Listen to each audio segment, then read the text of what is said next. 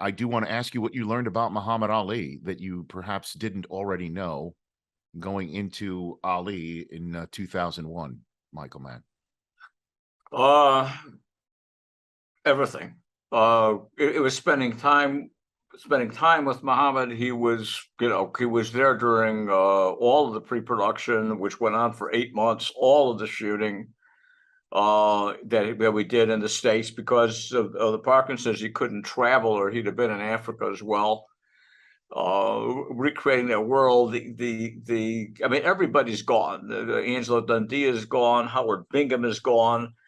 But Howard Bingham, Angela Dundee, and Muhammad Ali, they working with them, we were able to build a world, and the role that Angela Dundee had, along with a couple of other terrific trainers and training Will,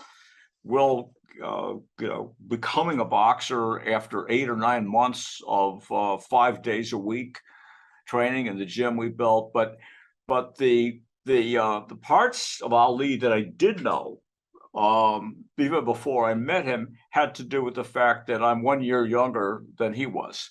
Mm-hmm. And what infuriated him in 1967 infuriated me and many other young men and women of my generation. So living through the 60s in particular, which is where we focus a lot, that's something we had in common. I'm not Black, I'm not African American. I know the South Side of Chicago. To understand why he had a problem with his father painting white Jesus for a Black church, I get it. And that's the kind of understanding is difficult to get to, but that's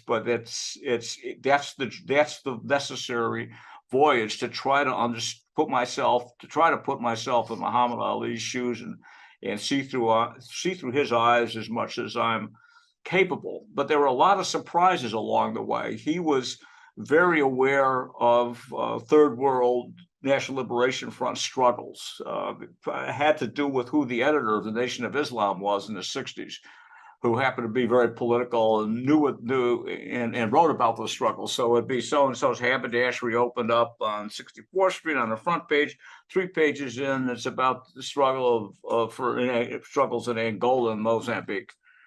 So the world that he was alive to, and the bringing himself to who shall I was the heavyweight champion of the world, I'm representative, and how shall I be representative to my people, in effect? And then the expansion of that into everybody rising up from below, that journey for a quest for identity, or the representation, that's to me, that's what the movie was about. And spent a lot of time talking to him about that.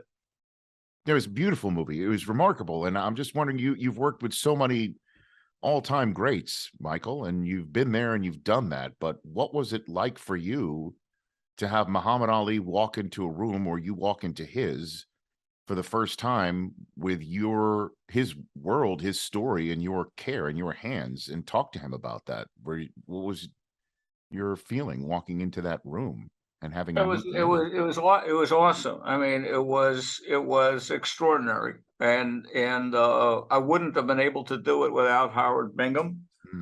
And Ali was one of my all-time heroes from the early 60s, along with 2 other guys that I want to work with, the American Indian movement.